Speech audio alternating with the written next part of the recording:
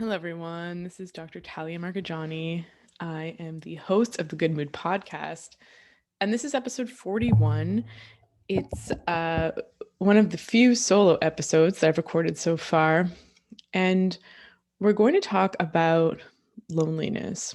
But before that, just some housekeeping. I want to announce that I am relaunching my program, Good Mood Foundations or Good Mood Membership.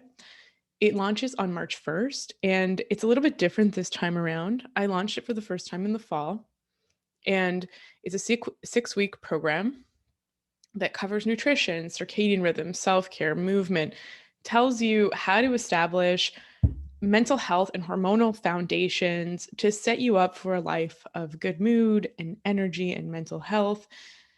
And a lot of the feedback that I received was that people preferred if we could do it as a group. And so on March 1st, for 6 weeks, we're going to be limiting the spots. There's only a handful of spots left, in addition to the old members who joined in the fall. So it'll be about 20 of us, under 20 in total, and we're going to be doing the program together.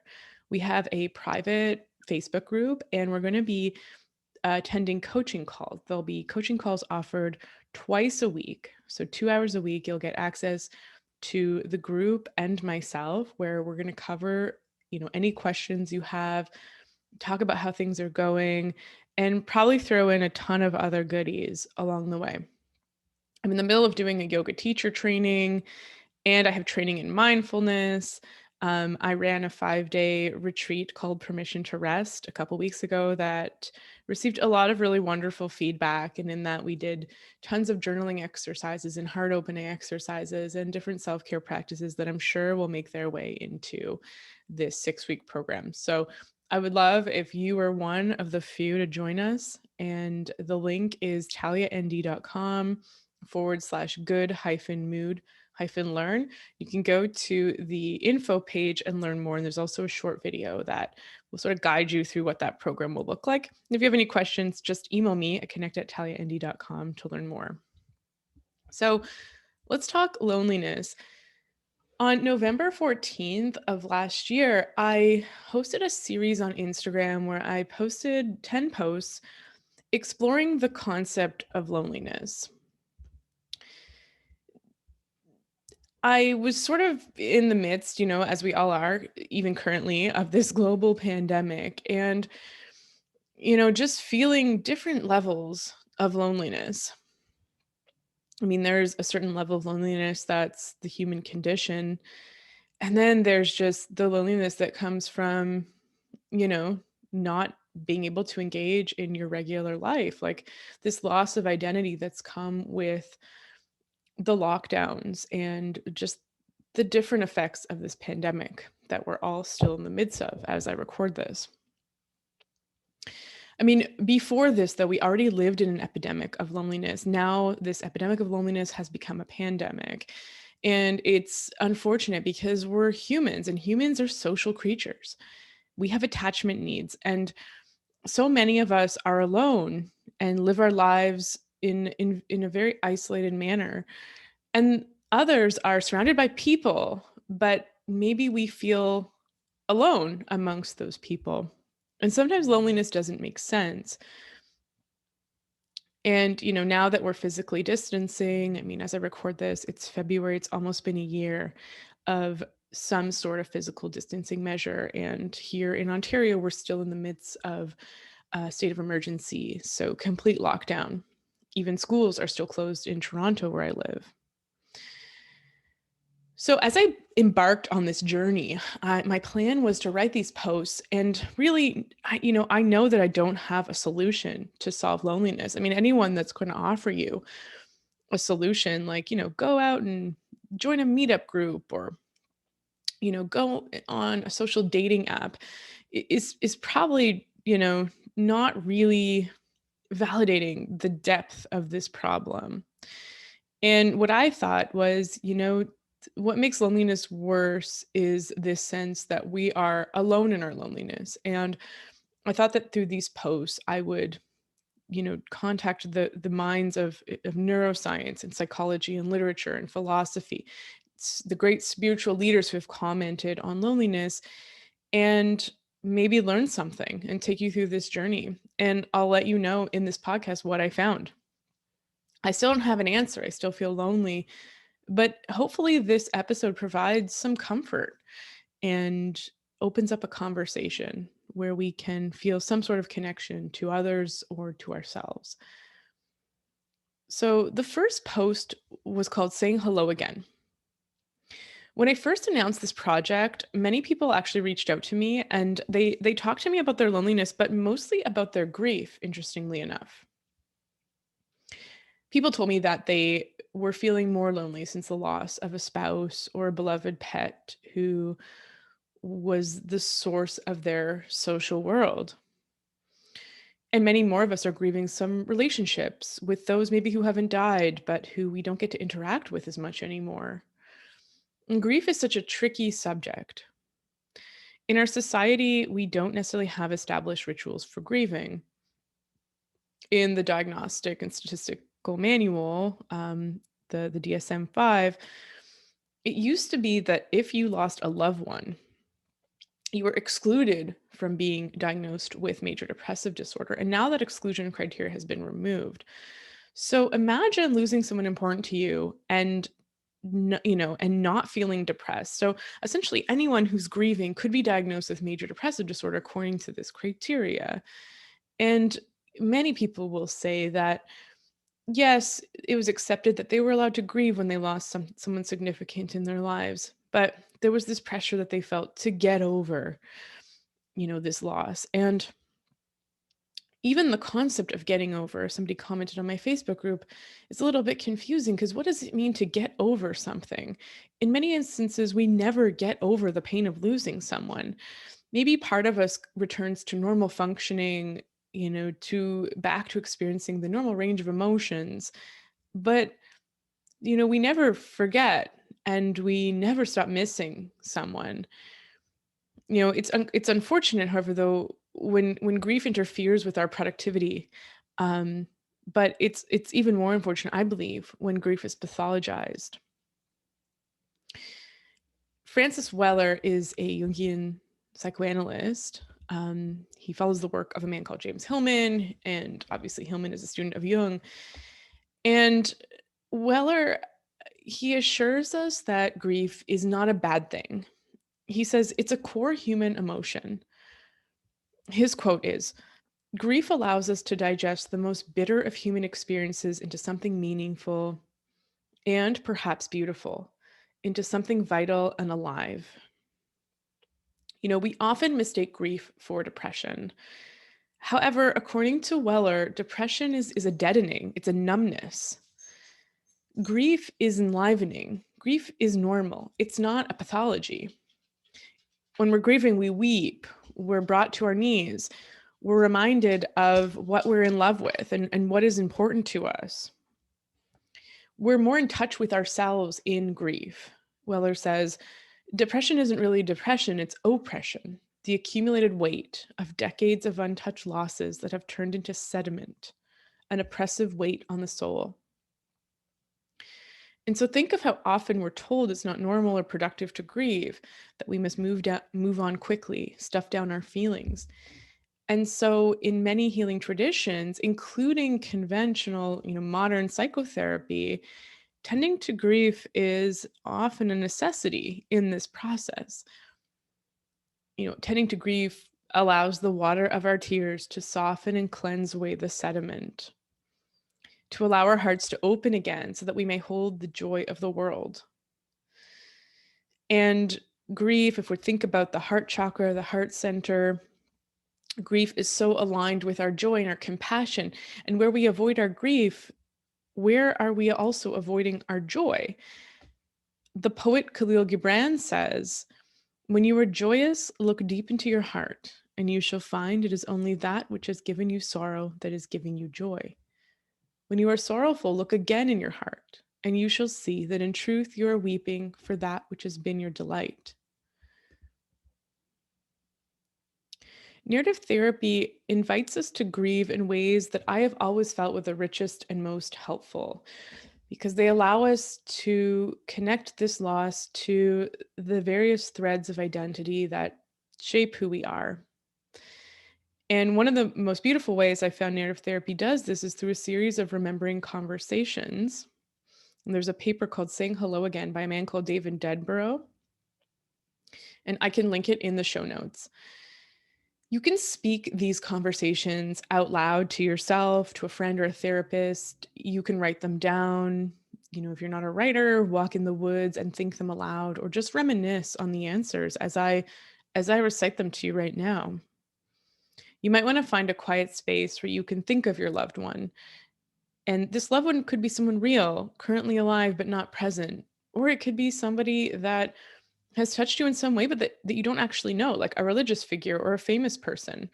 It could be a stuffed animal, a pet, an ex-lover, or someone who has passed away. These conversations help us maybe not only with our grief, but with our sense of connection. So call this being, this person into memory, and consider the following 4 questions. Number 1, what did your loved ones see when they looked at you through loving eyes? And maybe the answer to this is not in words, maybe it's in a feeling. Number 2, how did they know these things about you?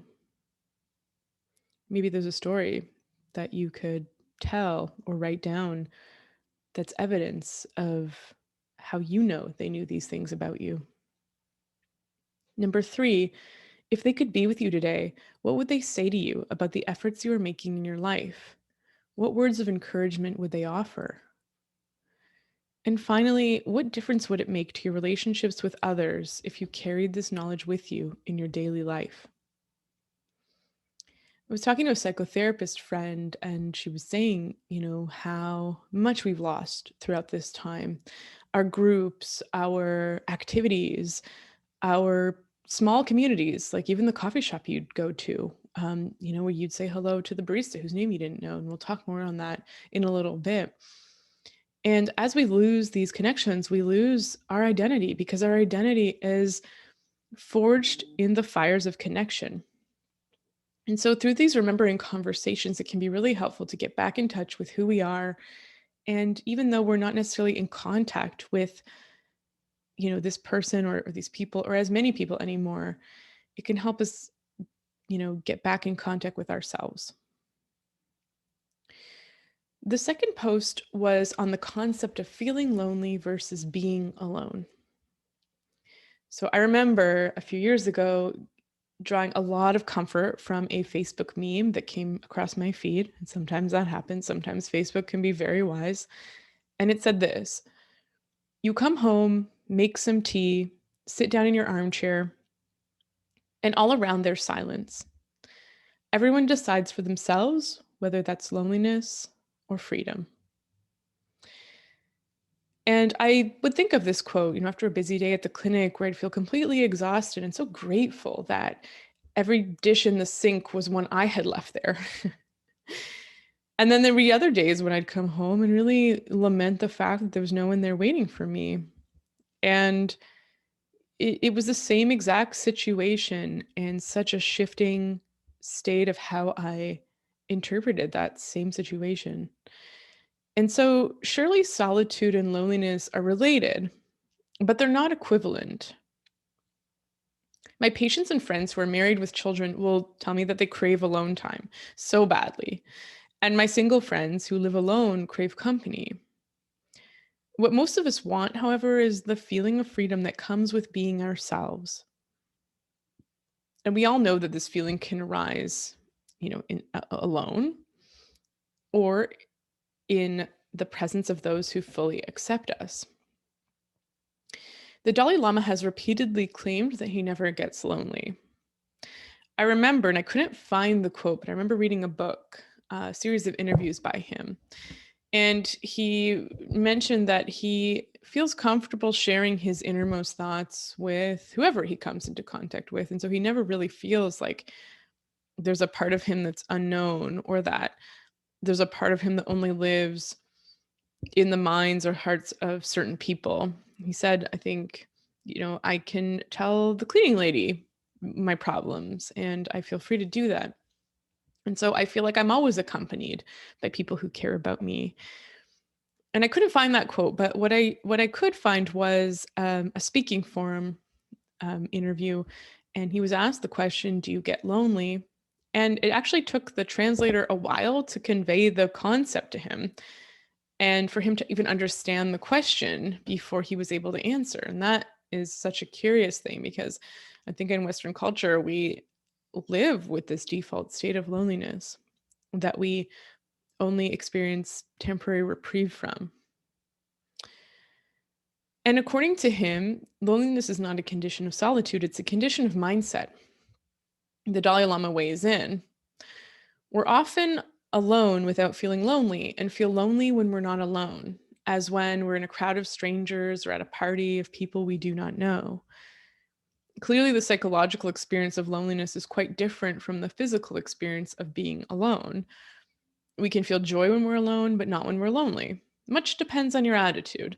If you're filled with negative judgment and anger, then you will feel separate from other people. You will feel lonely.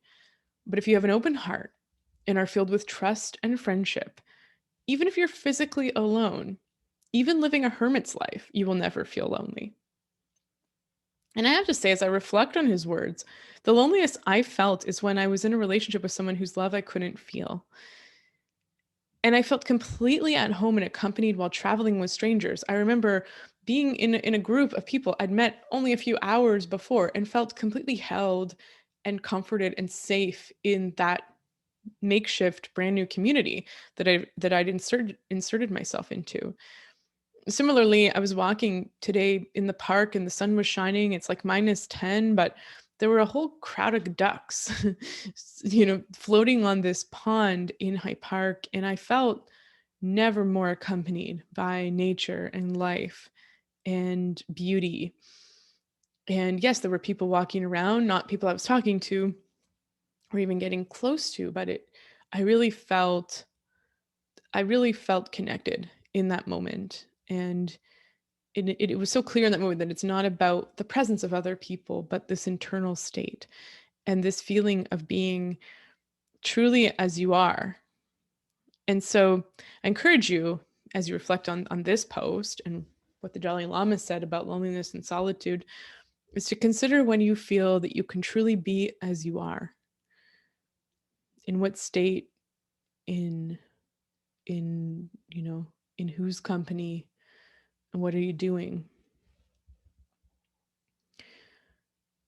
The third post is a story I tell on being socially awkward and and on telling ourselves stories, getting lost in our own stories, something that Brene Brown talks about a lot, where she'll encourage you to see something like, the story I'm telling myself is, and then fill in the blanks, often met with a surprise, like with surprise from the other person who's like, what? That was in your head? That has nothing to do with reality.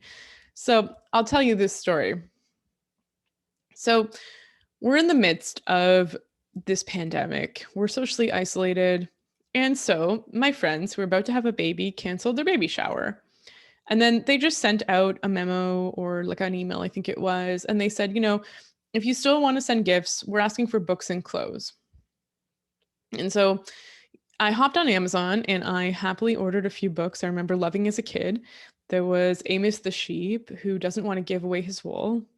There's Frances the badger, who gets conned into giving up her beautiful porcelain tea set in lieu of a crappy plastic one, and so on and so on. These really touching stories full of life lessons. My friend is a psychotherapist, and I was sure he'd appreciate the psychotherapeutic subtext of all these stories, finding self-worth, developing boundaries. And it was so fun to go to memory lane and to pick these books that had touched me. And so I sent off the books and I forgot about it. And then one lonely evening, and just a few days later, I'm sitting on the couch and I'm alone, and I'm letting my default mode network run rampant. Your default mode network is a circuit in your brain that's active when you're not engaged in a task, when you're letting yourself mind wander. It's a very healthy thing to do, let your default mode network run.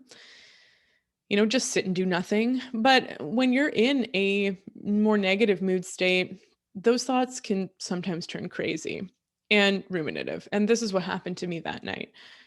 I started ruminating. I started thinking about the books for whatever reason and how they must have arrived and how I hadn't heard from my friends. And maybe it's the vulnerability of gift giving. There's always a little bit of yourself you're exposing. Maybe that's just me. But I started thinking about this and wondering why they hadn't said thank you. And of course, usually when you give presents for a formal situation like a shower, it takes a while to get a response because maybe, the couple's going to send you a thank you card or something. But then, my mind was like, maybe there's something wrong. And then I thought about my gift and I sort of matched it up to the situation. And then I thought, they're about to have a baby, like a fetus plus a day. And then I realized in horror that I had sent them a pile of children's books for 3 to 5 year olds. And then I felt totally out of touch and a little bit self-absorbed. Like I wasn't really paying attention to what was going on in their lives. It's all about me and the books I enjoyed as like a 7-year-old child or something. And then I felt ashamed. And then I felt ashamed at my shame. And I guess a meditation practice can help you notice all these layers. It's complex. And I was like, well, this can't be. Why am I ashamed by this? Like, why are these my thoughts? This is kind of dumb. Like, surely this isn't even a big deal. And what's wrong with me? And I tried to sort of what I call cognitive behavior therapy myself out of it, trying to, come up with an alternative thought or a more balanced thought. Am I weird and disconnected, or is there something, am I just not seeing the situation holistically? And I just couldn't do it. It was just really hard. I still really believed that I was weird and that I'd sent the wrong gift and that my friends were embarrassed for me and didn't want to say thank you. Which, as I say that story now, is so funny. And I'll tell you how it turns out. But I eventually reached out to another friend, who has 2 kids. And I just told her the situation. And, this can be really helpful. And this is what the point of the story is how our minds in isolation can be a little bit much. And my friend played the role of my prefrontal cortex and helped me cognitive behavior therapy myself out of it. She was like, it's like, she's like, yes, that what you're thinking is dumb. Babies can't read anyways, and so it doesn't really matter what book you get them. Your friends asked for books, you gave them beautiful books. And, when you're having a baby shower, you're getting presents that are going to apply to various stages of your child's life. And I'm sure they loved the presents and they're just taking time to get back to you. And of course that's true. And I realized like this is the collateral of isolation. I realized if we had just actually attended the shower in person and the gifts had been unwrapped in person, I might have realized that they were maybe slightly age inappropriate compared to the other gifts being unwrapped. And I probably would have just made a really quick joke and we all would have laughed and we would have moved on. And I would have seen their faces and felt their energy, and we would have co-regulated, and it would have been harmonious and beautiful. Instead, my mind, these gifts were given to a void, and my mind filled that silent void with stories. And I'm thinking, how often are we doing that? That's the point of this story. I mean, it's not about the books and it's about this phenomena I noticed where when left alone, our minds just fill in the gaps. And when there are lots of gaps, this phenomenon can be lethal. So I confessed my neuroticism to those friends and I was embarrassed, but I also wanted to just, Brene Brown the situation, like the story I've been telling myself is. And they laughed and they were like, that's not even close to what was going on. Obviously, we love the books. Thank you. We asked for books. They're beautiful books. They meant something to you. You mean something to us. So we're so excited to have them and to read them to our daughter. And, we're always telling ourselves stories about how others see us. And much of the time, we have an opportunity to correct those stories, to regulate those stories, to co-create those stories with the people in our lives. But sometimes we don't, and we're holding these internal stories about judgments and prejudices, motivations, anger, hostility, our own personal failings, what people think of us. And these stories could be correct or they could be completely off the mark. And it's good, I think, to know those stories and to have an opportunity to to pull those stories up out of the depths of our psyches and expose them to the light so that they can be edited. And so I encourage you, the moral of the story is to ask yourself, what story are you telling yourself, or might you be telling yourself about the people in your life? Post number 4 was about the power of art. So I thought about this scene from Good Will Hunting, and I don't know, I always think of this scene when I think of loneliness, and when I think of this idea of that sometimes it's so rare to encounter people who are clearly part of your soul family. And what do we do when those people in our soul family are either not in touch with us or live far away, or we don't have an opportunity to meet them? So this is a scene where Robin Williams' character is talking to Matt Damon's character. They're in therapy.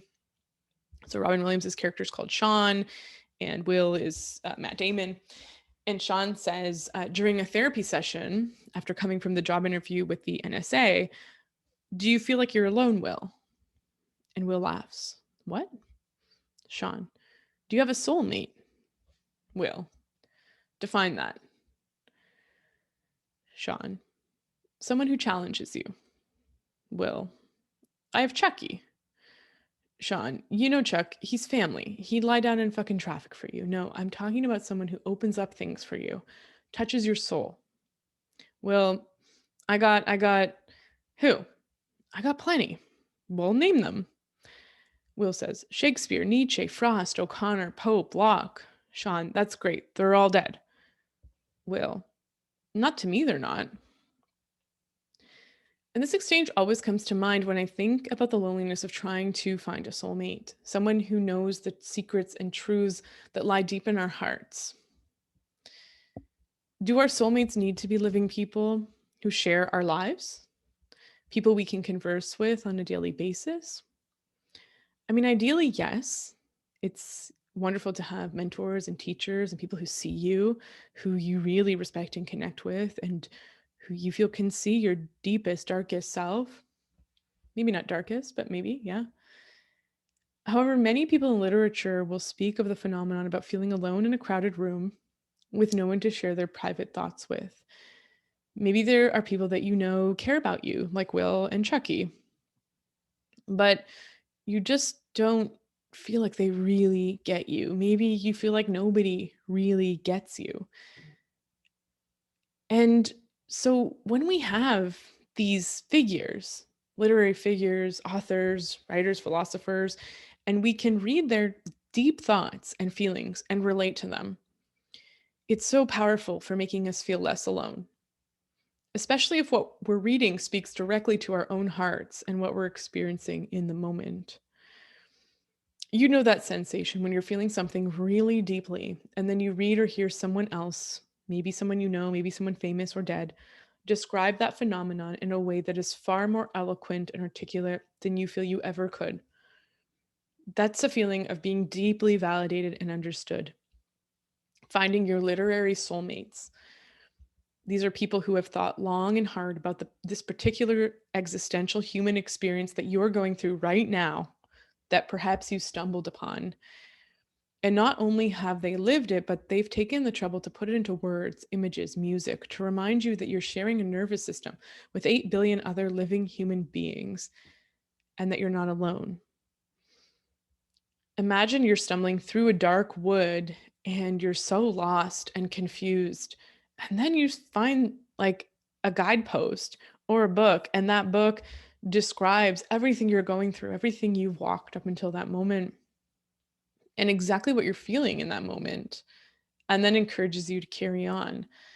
And so, who are your literary soulmates? Is there music? Is there a particular person who encourages you, who you feel you could talk to if you knew them? Or maybe someone you do know who you can talk to. maybe you can apply the remembering conversations that we talked about earlier to this particular person. But yeah, it's always been such a powerful piece of dialogue that has always stuck with me. Number 5 was making friends as an adult, aka going after what lights you up. You can't make friends in your 30s, said my friend's brother, who is an investment banker in Manhattan. And this is something he said a few years ago. And my friend is a bona fide hippie. So they're like these hilarious opposites, an investment banker and a hippie living in the mountains of Guatemala. And my friend and I wondered if this was true. I think we were in our 20s at the time. And I've spent pockets of my adult life wishing I'd had more friends. I've had long conversations with patients who wish they had more friends or are looking to date and having trouble meeting people. And it's so hard, you can toss off these cheap pieces of advice like join a meetup group or, whatever, go meet people, go on Tinder. But there's obviously this secret sauce that nobody talks about. Perhaps it's luck, that connects us to the people we're meant to meet.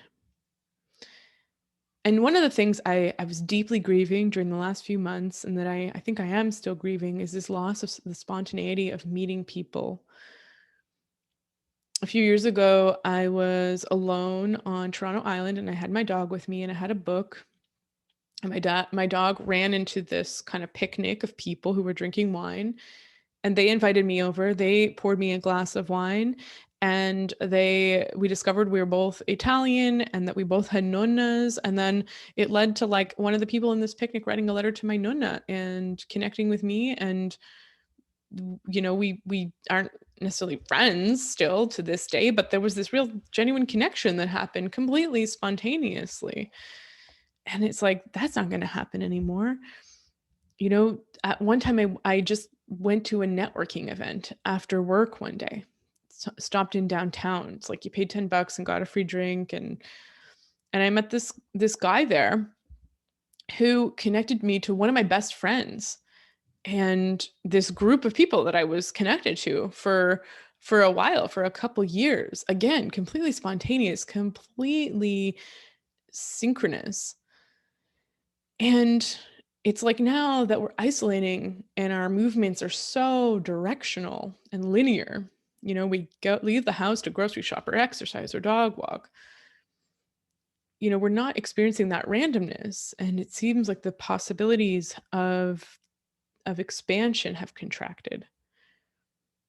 And the same friend wrote to me in an email that we would send each other emails back and forth in our early 20s.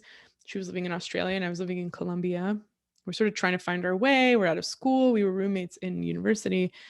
And she said, I don't even know what it is about making friends. It can just be so random. The way you meet someone in passing, you might really connect with, or you might ignore each other after 5 minutes and never speak again.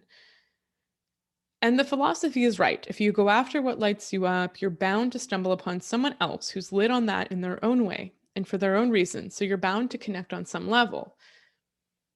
And of course, this is so cliche, as I read it now. Of course, we've heard this so many times.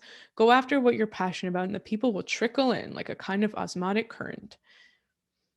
And it's easier said than done, finding out what lights you up. I suppose it starts with creating an open question and waiting for the answer to show itself. What am I meant to do today? Who am I meant to be? What are my values? What are my passions? What couldn't I live without? And I think even though it's cliche, there's obviously some truth to it, because the moments that I was most myself were the moments I felt most accompanied by the people in my life who were also being themselves. In the depths of my naturopathic practice, and even in the year or my naturopathic education, but even in the years following, when I was establishing my practice, everyone I was meeting felt so aligned with where I was going or where I was at. And a similar thing happened when I joined the Great Lakes surf community. It was one of the answers that manifested itself to me. And again, it's so spontaneous. I, on a whim, joined a couple friends who were going to spend some time in Costa Rica. I just kind of tagged along. They were going to spend a few months there, and I tagged along for 3 weeks, took a few surfing lessons, and met a girl who has a psychotherapist practice that was near my old clinic. And she told me, she was from Toronto, and she told me that you can surf the lakes. And I researched it and stumbled upon this total community of people.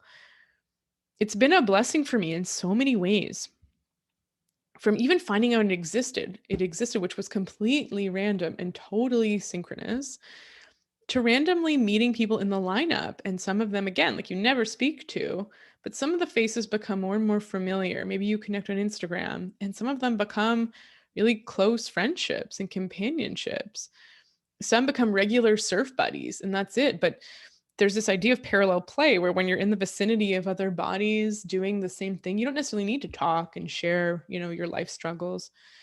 There are photographers that always celebrate us by taking pictures, like waiting in the freezing colds or the blistering wind, and post these beautiful pictures of us online, some of them asking nothing in return.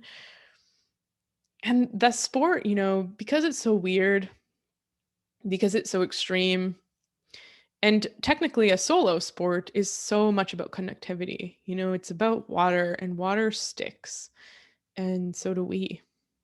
And so what lights you up? It's, again, the answer may not be there, but consider it. Consider it. Post number 6 is about self-soothing. Imagine if there was a pill for loneliness. I actually researched this as I was doing this series. I was like, what is the neurochemistry of loneliness? Like, what is happening in the brain? If you know me, I love this kind of thing. I love knowing about the biochemistry. I don't know, biochemistry. I have a love-hate relationship. Now it's mostly love because I can make it what I want with biochemistry.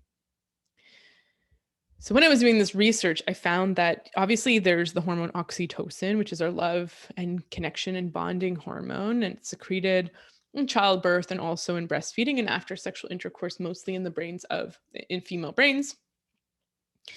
It's also an endogenous opioid, so our body's own morphine, and another hormone called allopregnanolone, which is a steroid hormone related to estrogen and progesterone. It's more related actually to progesterone and testosterone, cortisol. All of these are common targets for medicating loneliness. There's some research that shows that endogenous opioids will actually soothe the burn of social rejection. So if you give somebody morphine, they won't feel lonely or rejected.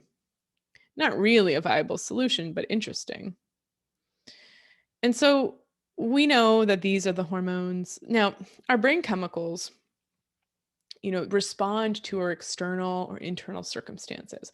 I think that's important to know. You get a boost of adrenaline when you're doing something thrilling. And can you take an adrenaline pill and get the same thing? Maybe, but when we're in alignment with our when our internal and external state is aligned, we're living in nature's rhythms. And so is there a way that we can manipulate our external environment to capitalize on some of these hormones like oxytocin, endogenous opioids, and allopregnanolone to boost these feel-good, connected feelings that these chemicals produce in our bodies? And we can through the art or the act of oh goodness, self-soothing. And so self-soothing behaviors, why can't I say that? They include talking about your emotions with others, social and physical warmth, interestingly enough. So getting cozy and hygge, I can't pronounce that either, but it's a Danish concept and it kind of means like cozy, warm. It's sort of like wool socks in front of the fire and a book and a cup of cocoa and a warm, silky blanket. You can even Google images of hygge and it will boost your oxytocin. Touching, including self-touch and self-holds. In another podcast episode that I always reference with Steph Cortez, We talk about polyvagal theory and how self-holds, like resting your cheek in the palm of your hand or embracing yourself, can boost oxytocin. And maybe it sounds dumb, but it's extremely powerful. Soothing music that aligns with your internal state, and interestingly enough, satiety through consuming high calorie foods. So, the fact that you crave chocolate or ice cream or popcorn when you're feeling sad or lonely is not an accident. It's not a signal of weakness. It's literally your internal wisdom trying to manipulate your external environment so that you can manipulate your internal state. And the hormones oxytocin, endogenous opioids, and allopregnanolone are probably involved in this. You can even self-soothe, to be honest, with drugs. Although engaging in the above, the previously mentioned self-soothing behaviors tends to protect us actually against drug addiction in the research. So think about this. If you're able to reach for a cozy sweater and a puppy in order to self-soothe, if you have these practices that work for you, you're probably less likely to turn to alcohol or drugs because you have these other tools. And it's not about judging the tools, it's about understanding that these are actually tools. And we have what works and we have our preferred tools. So, for example, if you're not a fan of the fact that you have ice cream in order to self soothe, or that maybe you need too much ice cream and it doesn't make you feel better, then it's just something to examine and something to be aware of. But it doesn't mean that ice cream is a bad tool if it works. So, self soothing behaviors increase oxytocin in the brain. They calm areas of the brain like the insula and the amygdala, both areas that are associated with more anxious states. Self-soothing boosts endogenous opioids. So research shows that opioids like morphine help calm the sting of social rejection, as mentioned before, which our brain perceives to be the same as physical pain. Our brain doesn't notice the difference between physical pain and social rejection. That's how important acceptance and community is to us and our survival. And self-soothing also boosts serotonin and dopamine. These feel good, motivating chemicals that are associated, with contentedness and this deep satisfaction of reaching a goal or being enriched by novelty, respectively. Self-touch or self-holds are excellent ways of self-soothing. And again, I'll reference that podcast with Polyvagal Theory with Steph Cortez. We talk about self-touch. So putting your hand on your chest, maybe a hand over the heart, wrapping your arms around yourself, child's pose, cupping your face in your hand. And sometimes speaking and articulating your own emotions can be helpful. Saying something like, I feel sad right now, or this is hard. Also, particularly where these emotions pertain to loneliness, so invoking a common humanity can be a helpful tool for feeling less alone and can help soothe and process hard feelings.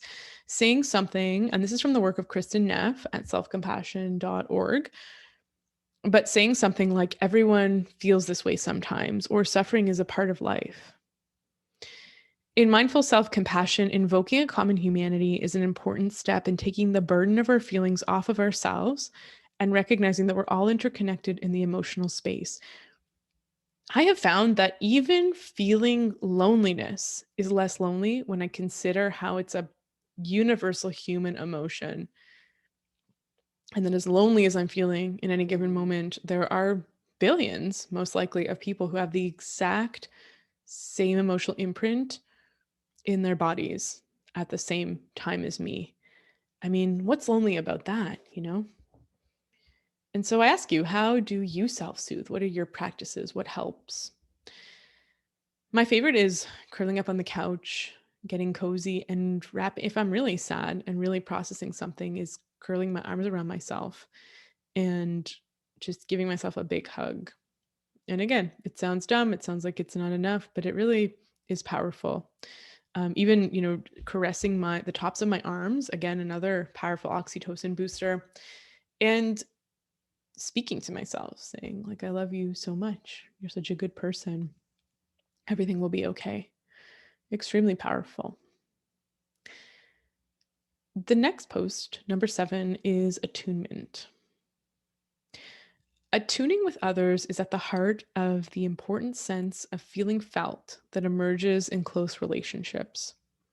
Children need attunement to feel secure and to develop well. And throughout our lives, we need attunement to feel close and connected, says Dan Siegel, medical doctor. Attunement is the process of responding to another's emotional cues. Infants first learn attunement from their parents. When a parent can read a baby's expressions or hear her cries and respond appropriately, so with comfort, food, warmth, a diaper change, it builds a sense of trust in the infant's body. The baby feels seen and understood by the world. Think about that. It sort of establishes this idea of cause and effect. Your diaper's wet, you cry, and then it's dry. And a lack of attunement can cause attachment insecurity. It can lead to feelings of anxiety, distrust, emotional avoidance, depression, and relationship dissatisfaction. This sense of not being held or supported by the world. So, using the same example, diaper's wet, baby cries, nothing happens.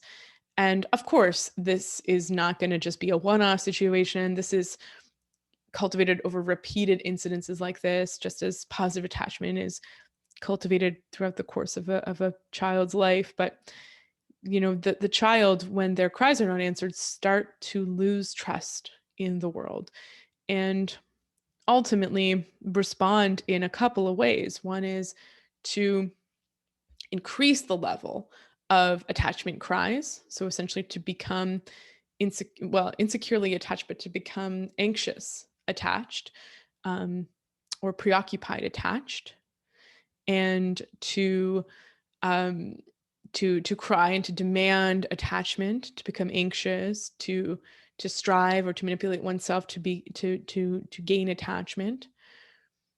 Or the opposite is to give up, to withdraw, to numb, and to tell oneself that you don't need attachment, don't need other people anymore. And that would be called avoidant attachment. It's ultimately a lack of attunement that results in mental health challenges in an adult's life. Attuning to others can be hard if you didn't receive the proper attunement from your parents. You don't have a model of attunement, and so to give that to others doesn't really make sense. However, we can still learn to attune to ourselves and to others as adults, and self-soothing is a really great way to start that process. It's essentially the act of, now as an adult, responding to your own needs. I mean, you don't wear a diaper anymore, but to notice when it's wet, which is hard if you haven't been attuned to. If you were forced to shut down and to ignore the wetness, but to notice when it's wet, or to use a more concrete example, more adult example, when you're hungry, when you're tired, when your body hurts, and to respond to that in a way that nourishes you, or to seek that attunement from the outside, from someone you trust. And so some tips for learning how to be more attuned to oneself and to others. When we're attuned to others, it helps improve our relationships. It's to first attune to yourself. And so this involves starting to recognize what you feel in your body. What thoughts, emotions, and feelings are present in your body? It might just help to start by thinking about how you're breathing, noticing your breathing. And maybe that's what you do for the first few months as you start to tap in. And that's why most meditation practices start with single pointed awareness on the breath. Practicing mindfulness can help you understand what's going on in your body and mind as you learn to attune to yourself emotionally and look at your own internal states with this curiosity, like a child would examine an ant colony with a microscope, like really being curious about how the internal state of your body is ebbing and flowing. When trying to attune to another, it's helpful to limit distractions. So turning off the TV, putting away your cell phone, and then just setting an intention to fully pay attention to the person and also the emotional space, or what Francis Weller calls the third body, the third person that enters into any relationship between two people. It's sort of this idea of synergy is 1 + 1 = 3. Make eye contact and mirror the other's physical cues could be helpful. So mimic their postures, their gestures, and even their tone of voice. Physical mirroring is a hallmark skill of attunement. So you notice that when you're really with someone, you may be mimicking their gestures and not even notice it. Listen carefully with compassionate curiosity. Seek to understand before seeking to be understood, which is a useful, I think, cliche, but a lot of cliches contain truth, and that's why they're cliches. So, could you give the other person the benefit of the doubt?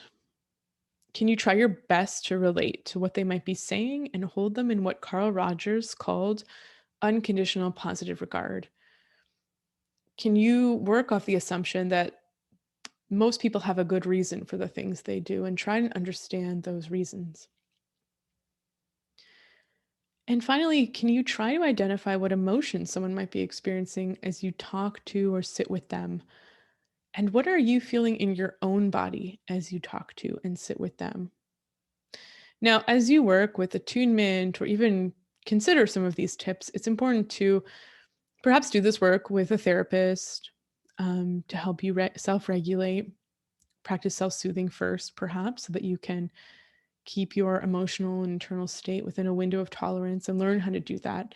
And probably to learn to attune to yourself first before other people, because especially if you were one of those babies that was preoccupied or anxious attached, it might be um, it might already be something that you do is really attuned to other people and at the expense of your own needs. And it might be hard for you to differentiate your own emotions from those of someone around you, especially if that person has a lot of big emotions. Um, and so there's a process to this, but it's so powerful. It's also helpful to notice when other people aren't being attuned to you.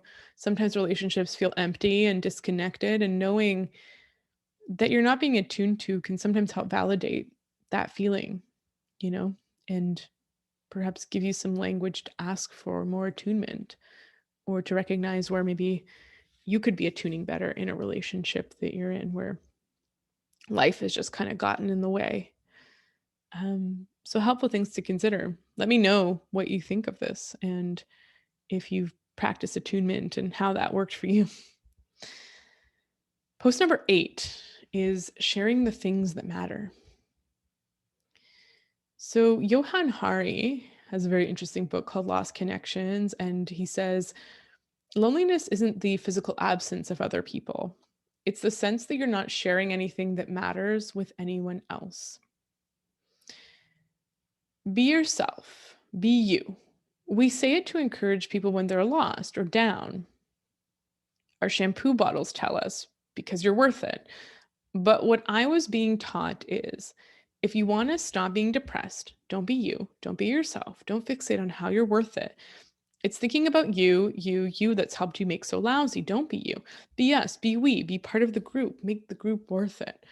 The real path to happiness, they were telling me, comes from dismantling our ego walls, from letting yourself flow into other people's stories and letting their stories flow into yours, from pooling your identity, from realizing that you were never you, alone, heroic, sad, all along.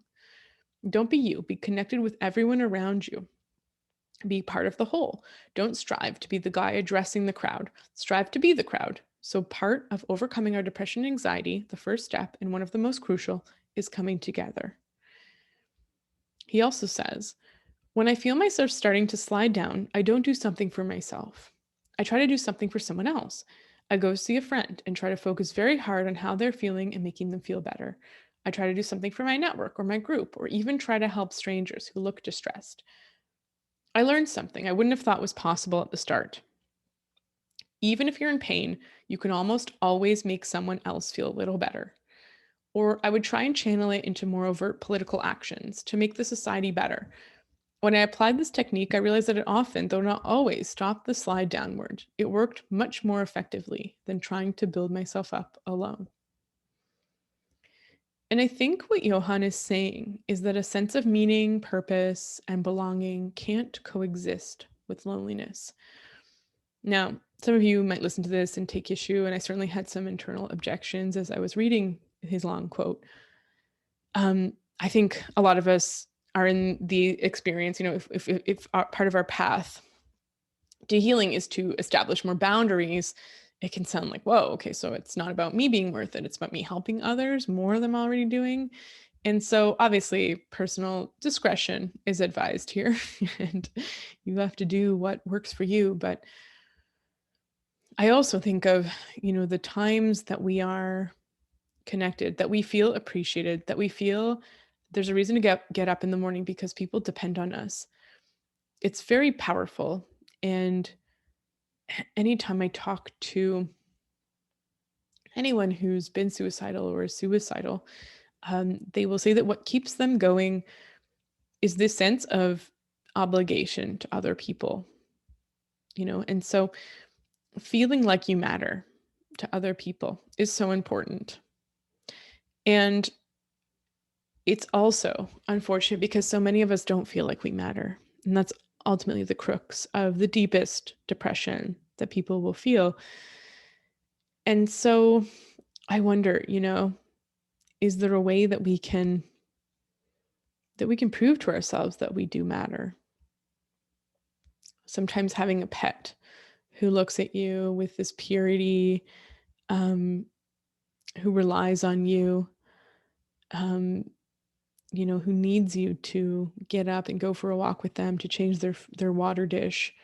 It can change so much in terms of our mood state and our sense of identity. Remembering conversations that I mentioned earlier can be really helpful as well to establish ourselves within the midst of a community or interpersonal relationships. And I also think of, again, going back to psychoanalyst Francis Weiler, who says, at some point, we have to stop being the one looking for homecoming and be the one offering it. As long as I identify as the homeless child who didn't get welcome back, I need to make a pivot and say, I can also, because of that wound, find the medicine of welcome. And so I ask, in what way does being of service help you feel more connected? How have you learned to deliver what Francis calls the medicine of welcome to others? How have you learned to deliver the medicine of welcome to yourself? Post 9 is needs are the doorway to the inner child, imagination, desire, and purpose. This is one of my favorite posts, actually. It really spoke to me because when I wrote this, I was feeling really lonely. So I was listening to a lecture by James Hillman, the great Jungian psychoanalyst. So much Jungian psychoanalysis in these posts. It's a big influence of mine. And he urges us to use our needs. So loneliness, or the need to get rid of loneliness, let's say, connection being one, to actually explore the depths of our soul. So according to Hillman, and this is a lecture called Fathering the Boy Inside. So she can apply to all, I applied it as I listened to all genders, but it is called Fathering the Boy Inside. So loneliness, according to Hillman, is like any other need, a voice that demands to be satisfied. We believe that loneliness represents a void that can be filled by something external. So if I feel lonely, then what I need is a person's physical presence or the actions or words of another that fills that void, that space inside. But a need, according to Hillman, is actually a doorway to something deeper, to the inner child, who makes an appearance in most modern psychotherapeutic modalities these days. We're always talking about our inner child, and for good reason, I believe. The inner child opens the door to the imagination. And so in this way, the need represents something much more. Not just love or the need for love, but a kind of archetypal divine love. It's not that I need the person I'm dating to text me. It's that I want to feel the divine love of interconnectedness and oneness that we find through spiritual pursuits, if that makes sense. So it's not that I'm, when I feel lonely and I access the doorway to my inner child, I find that I'm not just longing for company, but to be whole, to unite with the beyond. And if you think this is weird, this is just the deliciousness of Jungian psychoanalysis. So bear with me. I love it. When we feel needy or lonely, our inner child, according to the Jungians, is actually the thing that's crying out. And it doesn't just want to complain and make us feel bad. It actually wants us to pay attention to it, to turn towards it. Hillman says the intensity of the need reflects the immensity of the world beyond from which it comes. And so the loneliness doesn't just alert us to the physical absence of someone or this void that we could fill. It's alerting us to this existential, deep disconnection from the beyond. And so the child can actually help us imagine. We turn towards our inner child when we say, okay, I'm lonely. Let me look at this. We can articulate the need. We can speak it out loud. And so notice how this is drawing on other posts, like articulating our emotions through the work of mindful self-compassion. And we can feel deeply into the body, the sensations that need creates. Where do you feel the need? Where do you feel loneliness in your body? And when we turn towards it, we actually let it come up fully. And we start to turn towards the child. We can then be specific about the need. So what are we fantasizing will fill this loneliness? Who do I want with me? What would they say? What would they do? Like, are we riding horses into the sunset? Are we holding hands with cups of tea beside us? Are we embracing in front of a warm fire? What does it feel like? What do they look like? Who are they? Do I know them? We allow the images to come without question, without judgment. And we allow the needs that we feel to become wants. You see, when we stay with the loneliness long enough, the voice crying to be satisfied, until this voice becomes a want, something interesting starts to happen. The emptiness of need, the lack that represents loneliness, begins to become filled, not with that physical presence of another that we were sort of longing for before, but with wanting, with desire. The writer D.H. Lawrence tells us that desire is holy. And think of desire, how we frame it and how we talk about desire. It's hot, it's fiery, it's passionate, it fills us. We say, I am filled with desire. Desire motivates us, it makes things happen.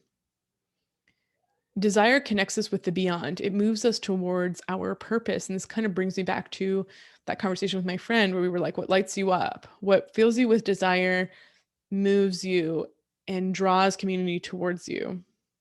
And you can't sort of force that. According to Hillman, a fear of desire actually might stand in the way of finding our purpose. And we're often afraid of the inner child because we sometimes view our inner child as weak or needy. And we feel shameful at our weakness, at our neediness. And so we deny our needs or we try to fill them some other way. Or we criticize ourselves, punishing the child or ignoring the child. Or maybe we've just given up on satisfying the child's needs because we've never had the experience of having those needs fulfilled. But what if this deep existential loneliness, this longing to be united with what lies beyond, or to put it another way, what lies deeply in our soul, is really the doorway to purpose, to fire, to passion, and to an integrated and complete psyche or soul? What if this neediness is not asking to be filled by external factors like parties or social media likes or validation, but with this deeply felt sense of desire that fuels us in the direction of our dreams? And so, what is loneliness asking of you? And so, what if you let the loneliness cry out, when you allow it to provide you with images, when you allow the loneliness to become a want? What does it drive you to do? What does it fill you with? And what does it inspire you to do next? And maybe as you let, we're going to do one more post, but as you let the words of this episode sort of trickle off, stay with those feelings. And I wonder what emerges for you. The last post, number 10, is getting to know yourself. Jean-Paul Sartre, the existentialist, also lots of existential influence so we got biochemistry, we got Jungian psychoanalysis and existentialism. It's a good combo. If you're lonely when you're alone, you're in bad company. It's Jean-Paul Sartre. So through this series, we've explored the concept of feeling alone while surrounded by other people and feeling utterly content while in complete solitude. And so loneliness isn't so much about being physically isolated, we've learned, but in our deeper feelings of connection. The Stoics and the Buddhists tell us that when we feel lonely, it's because we've stepped out of the present moment. We've turned our thoughts to what we lack, and we've identified with our suffering. And according to James Hillman, many other thought leaders on the psyche, we've decided that the solution to our suffering is located out there in the external world, right? That's the last post that we talked about, is I feel lonely, and so I want someone with me. And Hillman says that's wrong, that we should be turning towards the void and filling it with images and desire, and not necessarily with external, physical, sort of medicated solutions. And the Buddhists say, and the Stoics, that the solution to our suffering is internal. It lies within. And I think Hillman said the same thing. And they say when you're lonely, you need to spend more time alone, getting to know yourself. And I actually had somebody in my Facebook group, the Good Mood Project, which you should join if you're already not a part of, if you want to. Someone validated this. She said, yes, when I was the most lonely, I actually just spent more time alone. I took it as a sign that I needed more alone time, actually, to understand why I was feeling lonely. And when we know ourselves, we feel relaxed and comforted by our own company. When we know ourselves, we can share ourselves with others when we're blessed with their company. Thus, we actually feel more connected to them and less alone. And so there's this ebb and flow, this life, death, life cycle of being alone and having company, and the company is sort of like something extra. Perhaps loneliness isn't being isolated from others, not all the time. Loneliness is the feeling we have when we're isolated from our true selves. So how can we get to know ourselves? The Buddhists say, sit. They say, sit and pay attention to your thoughts, your emotions, and your body sensations in the present moment. James Hillman tells us to watch our pain turn into desire, which tells us what the soul deeply wants. And once we are filled with desire, it is impossible to not take action. The action sort of just happens. There's a fire that fills us. And this time of year, I'm recording this in February, is hard for a lot of us. Add on a global pandemic, and this year is looking like a challenging one for most of us. We're in the depths of winter right now. And so I wonder, can you turn towards it?